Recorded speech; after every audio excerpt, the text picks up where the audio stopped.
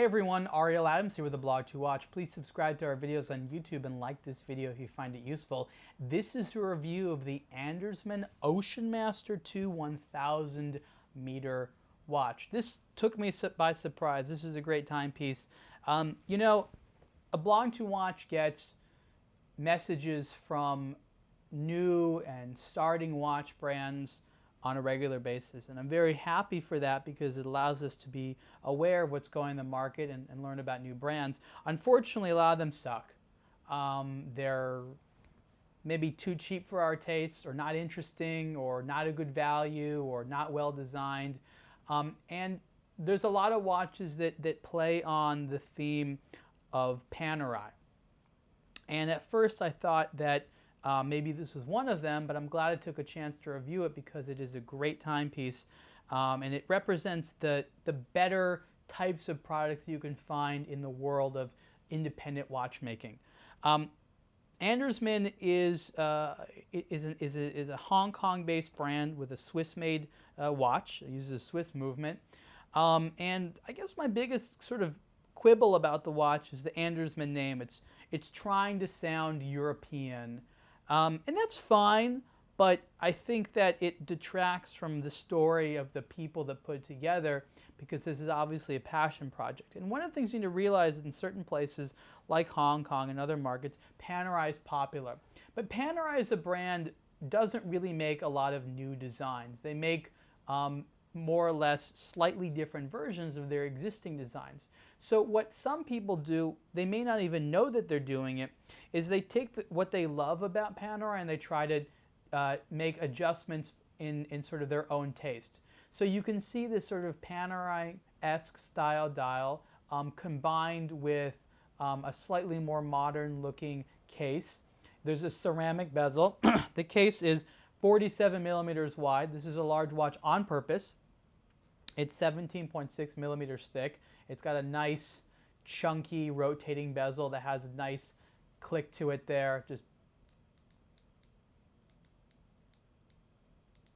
think you can hear that even though the microphone is closer to my mouth. Just a nice solid click. The bezel, even though it is ceramic, it actually looks like sort of this almost gunmetal brushed steel, and it feels very nice. The numbers are engraved in there. The case, like I said, as part of the name of the watch, is water resistant to 1,000 meters. And one of the things that's interesting is that you have a display case back, and that's not unheard of, but definitely uncommon for watches which are water resistant to 1,000 meters. Not that you're going down that low, but from a technical perspective, it's slightly uncommon. And there's also something interesting from a design perspective that I like that they did, is inherently the movement inside of this case is smaller than the case. And so there's a bit of a visual trick that goes on, that there's the movement ring, which would normally be covered by the sapphire crystal, is actually given a perlage polish. There's some perlage polish on the movement itself, and it creates the illusion that there's a bigger movement in there.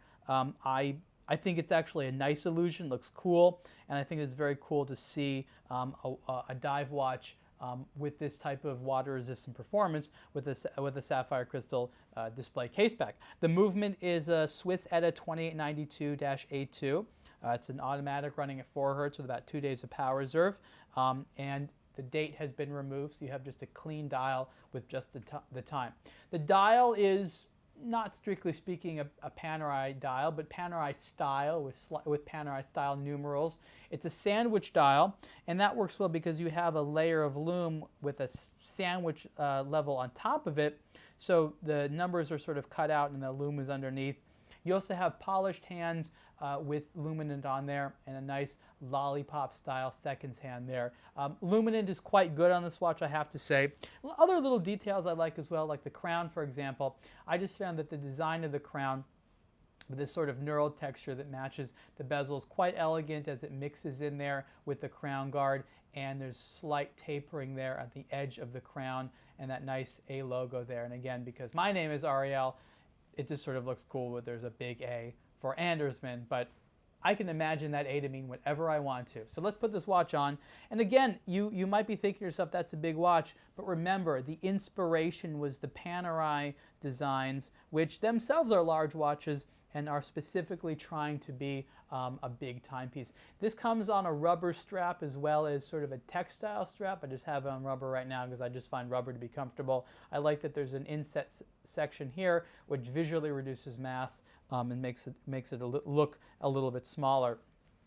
I have relatively small wrists, and you can see that the lugs are just about at the edges there. I hate to use the word oversized, but I think that Andersmann is going for a look where the watch is supposed to look a little bit too large for your wrist. So if you have large wrists, it's not going to look too big. But if you have smaller wrists like me, you can still pull it off because it's trying to go for that big design. The lugs do sort of quickly cut off there, which is a style decision, but it also helps it feel more visually compact, in my opinion. The case has mostly polished surfaces and quite decent quality. So overall, I'm very happy with this because the design is cool, the quality is cool. I like the legibility and the performance. I'm very happy with this. It's not the cheapest independent watch in the world, but I think for what you're getting, the price is quite fair.